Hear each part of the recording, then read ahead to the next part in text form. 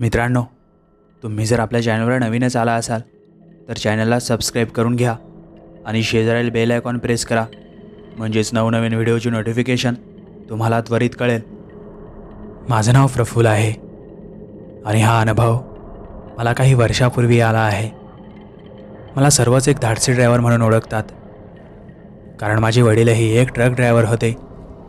म्हणून मीही त्यांच्यासोबत राहून पूर्ण ड्रायव्हिंग अवगत करून घेतली होती. त्यामुळे ड्रायव्हिंगवर चांगलाच माझा हात बसला होता. त्यामुळे मला बराच अनुभव या ड्रायव्हिंग क्षेत्रात होता. मी 24 वर्षाचा होतो तेव्हापासून वडिलांनी माझ्याकडे ट्रक सोपवला होता. आतापर्यंत आम्ही आमच्या ट्रकवरच सर्व काही अवगत केले आहे. मी लहान होतो तेव्हाच माझ्या वडिलांनी आमची गावाकडची शेती विकून ट्रक विकत घेतला होता आणि आम्ही शहरात स्थायी झालो होतो.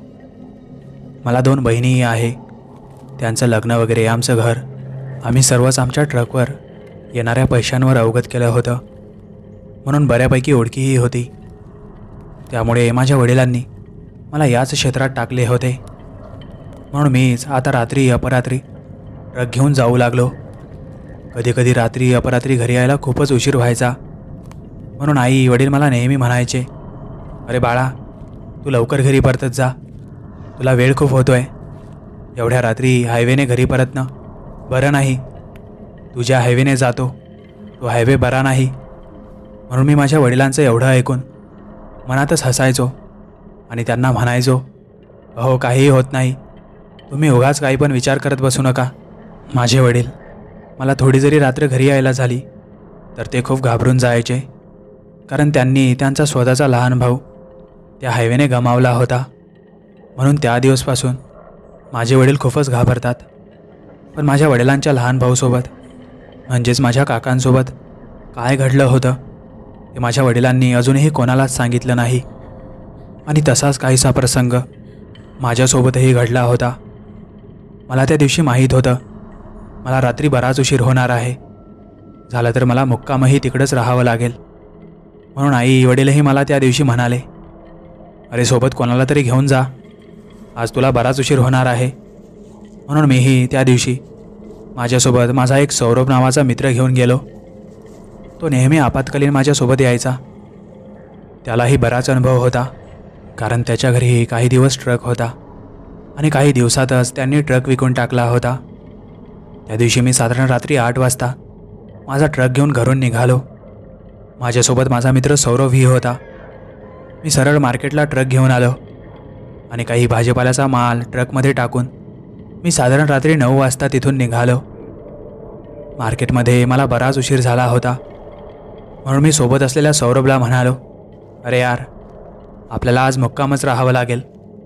मला उत्तर देतं लगेच सौरभ म्हणाला, अरे असू दे, मी आहे ना तुझ्यासोबत, काळजी नको करू, थांबूया कुठेतरी. सौरभचं एवढं बोलणं ऐकून तर मला काहीसं बरं वाटलं. असाही मित्र जीवनात आणि संकटात सोबत असावा असा मी मनातच फुटफुटलो आणि ट्रक ड्रायव्हिंग करू लागलो. आणि आता काहीसा 1 तासाचा रस्ता पार झाला. उन्हाळा असल्याकारणाने काहीसा रस्ताही सामसूम होता आणि आता रात्रीचे साधारण 10 ते 10:30 वाजत होते. आता समोरच एखाद्या ढाब्यावर जेवण वगैरे करू आणि भरधाव वेगातच पुढं निघू असा आम्ही दोघांनीही बेत आखला. आणि त्यातच सौरभ म्हणाला, अरे समोरच हायवेला एक ढाबा आहे, तिथलं जेवण वगैरे खूप छान असते, तिथंच ट्रक थांबव. म्हणून मीही काही वेळातच तिथं त्या ढाब्यावर जाऊन ट्रक थांबवला आणि तिथं आम्ही दोघांनी जेवण वगैरे केले आणि तिथून निघालो. पण तेथील वातावरण थोडं विचित्रच वाटत होतं, कारण तो ढाब्याचा मालक सौरभकडे आणि माझ्याकडे काही विचित्र नजरेने बघत होता. जणू आम्ही दोघांनी खूपच काही मोठी चुकी केली. ते जरा सौरभला आणि मला थोडं विचित्रच वाटलं. आता आम्हाला बराच उशीर झाला होता. हायवेने काही वाहनांची लगबगही कमी दिसत होती आणि जणू हायवेने डांबरी काम चालू होते. म्हणून काहीसा हायवे त्या डांबरीकरणामुळे काळाकुट्ट भासत होता. काही डांबरीकरणाच्या कामामुळे दिवसभर काम करून दमलेले कामगार रस्त्याच्याच कडेला अग्नीची मशाल पेटवून त्यांच्या झोपडीत झोपलेले होते. खूपच भयान शांतता जणू वातावरणात दिसत होती. सौरभचेही चांगलेच जेवण झालेले होते. म्हणून तोही कदाचित झोपतो की काय असं मला वाटत होतं. जाऊ दे, झोपू दे, बिचारा माझ्यासोबत तरी आला. असा काहीसा पुटपुटतच मी ट्रक ड्रायव्हिंग करू लागलो. आणि आता मी काहीसा रस्ता पार केल्यावर मला रस्त्याच्याच कडेला खूप सारे डांबरीकरण करणारे कामगार उभे दिसले. जणू तिथं काहीतरी झालं होतं. मी तिथं ते नजरअंदाज करून ट्रक घेऊन पुढं आलो. आणि आता समोरच रस्त्यात एक पुरुष, एक स्त्री आणि त्यांच्यासोबत एक लहान मुलगा मला समोरील ट्रकच्या लाईटाच्या प्रकाशात स्पष्ट दिसत होते. कदाचित हे तेच कामगार असतील. काही भांडण वगैरे झाले असतील तर बिचारे एवढ्या रात्रीला घराकडे निघाले असतील असा मी मनातच विचार केला. आणि आता ते तिघेही मला जणू ट्रक थांबवण्याचा इशारा करत होते. या तिघांनाही आपण मदत करायला हवी म्हणून मी तिथं ट्रक थांबवला आणि ते तिघेही ट्रकमध्ये बसले. सौरभलाही काहीशी जाग आली होती. त्यातील तो पुरुष मला म्हणाला, अहो साहेब, आम्हाला समोरच हायवेच्या कडेला उतरून द्या, आम्ही तिथंच राहतो. त्या तिघांच्याही अवतारावरून मला असे वाटत होते ते कदाचित या चालू असलेल्या रस्त्याचेच कामगार वगैरे असतील. आणि त्यांच्यासोबत असलेला तो मुलगा तर पूर्ण काळा कुट्ट पडलेला होता. जणू त्याने कित्येक दिवसाची आंघोळ केलेली नसावी. त्या बाईचीही काहीशी मळकट साडी होती. डोक्यावर पदर होता, त्यामुळे तिचा चेहरा तर मला स्पष्ट दिसतच नव्हता. आणि त्यांच्यासोबत असलेल्या त्या व्यक्तीचाही चेहऱ्यावर काहीसा नूर दिसत नव्हता. जणू एखाद्या मेलेल्या माणसाप्रमाणे त्याचा चेहरा भासत होता. मला तर थोडी भीतीच वाटत होती. कदाचित रस्त्याचे दिवसभर काम करून असे ते दिसत असतील असे मला वाटले. आणि आता तो पुरुष मला म्हणाला, अहो साहेब, समोरच त्या वडाच्या झाडाखाली ट्रक थांबवा. म्हणून मीही समोरच येणाऱ्या वडाच्या झाडाखाली ट्रक थांबवला. आणि आता ते तिघेही तिथंच उतरले. पण मला तिथं आजूबाजूला कोणतीही लोकवस्ती दिसत नव्हती. भयान शांतता तिथं वातावरणात भासत होती.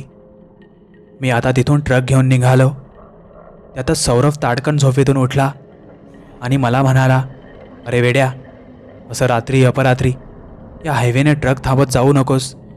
काहीही विचित्र घडू शकते. खूपच लोकांना विचित्र अनुभव या रस्त्याने आले आहे. म्हणून मी त्याला उत्तर देत म्हणालो, अरे तू गप्प बस, तसं काहीही नसतं, उगाच लोकांच्या अफवा असतात. आता काहीसा सौरभही गप्प बसला होता. मला आता ट्रक चालवायला खूपच कंटाळा आला होता. रस्त्याचे कामही चालू होते, म्हणून सोबत असलेल्या सौरभकडे ट्रक चालवायला देणं चुकीचं ठरेल. म्हणून मी रस्त्याच्याच कडेला ट्रक उभा करून आराम करण्याचा निर्णय घेतला. आणि आता समोरच मी रस्त्याच्याच कडेला ट्रक उभा केला. हायवेचं आजूबाजूचं वातावरण खूपच शांत होतं. गार झोप लागणार अशी मला आशा होती, पण कदाचित ते शक्य नव्हते. आता मी आणि सौरभ ट्रकमध्ये गार झोपी गेलो. सकाळी 5 वाजता उठून मार्केटला पोहोचू असा मी मनातच बेत आखला होता. आता मी आणि सौरभ काही वेळ झोपलो असेल तर माझ्या कानी एक लहान मुलगा रडत आहे असा काहीसा आवाज आला. म्हणून मी झोपेतून ताडकन उठलो. सौरभ मात्र गार झोपला होता. मी आजूबाजूला बघितले तर मला कोणीही दिसत नव्हते. कदाचित माझाच भास असेल म्हणून मी परत एकदा झोपी गेलो. पण परत एकदा तसाच काहीसा रडण्याचा आवाज माझ्या कानी आला. आता तर माझ्या काळजात धस्स झालं होतं. म्हणून मी घाबरतच ट्रकच्या बाहेर आलो. ट्रकच्या बाहेर एक मुलगा अंधारात रडत बसला होता. मी तर त्याला बघून अगोदर घाबरलोच. माझ्या अंगाचा चांगलाच थरकाप उडाला होता. मी आता त्याच्या जवळ जाऊ लागलो आणि मी दुरूनच त्याला आवाज दिला, ए बाळा, का रडतोय? तर त्याने त्याची नजर माझ्याकडे फिरवली तर माझ्या पायाखालची जमीनच सरकली. कारण तो तोच मुलगा होता. तो तेव्हा माझ्या ट्रकमध्ये बसला होता. हा एवढ्या रात्रीला आता इकडं काय करतोय? मला तर काही कळतच नव्हते. पण आता त्याचा चेहरा आम्हाला खूपच भयानक वाटत होता. आणि तो परत एकदा विचित्र प्रकारे रडायला लागला. आणि आता अचानकच माझ्या खांद्यावर कोणीतरी हात ठेवला तर तो माझा मित्र सौरभ होता. म्हणून सौरभ मला लगेच म्हणाला, अरे इकडे काय करतोय? चल निघूया, वेळ खूप झालाय. अरे तो मुलगा बघ ना, रडतोय यार. त्याचे आईवडील कुठे गेलेत काय माहीत. तेव्हा मी त्यांना आपल्या ट्रकमध्ये बसून आणले होते, मी सौरभला म्हणालो. आणि सौरभ मला हसतच उत्तर देत म्हणाला, अरे स्वप्नात फिरतोय का? तिथं कोणताही मुलगा नाही, चल समोर निघूया. आता तर मला चांगलेच आश्चर्य वाटले होते, कारण आता तर तो मुलगा तिथं रडत बसला होता आणि आता अचानकच कुठं गायब झाला. आता मी त्याच विचारात समोरील मार्केटला ट्रक घेऊन भाजीपाला पोहोचत केला आणि त्याच विचारात घरीही जाऊन पोहोचलो. पण मला अजूनही कळाले नाही तो घडलेला प्रकार काय होता, तो मुलगा कोण होता आणि त्याच्यासोबत असलेले त्याचे आईवडील कोण होते.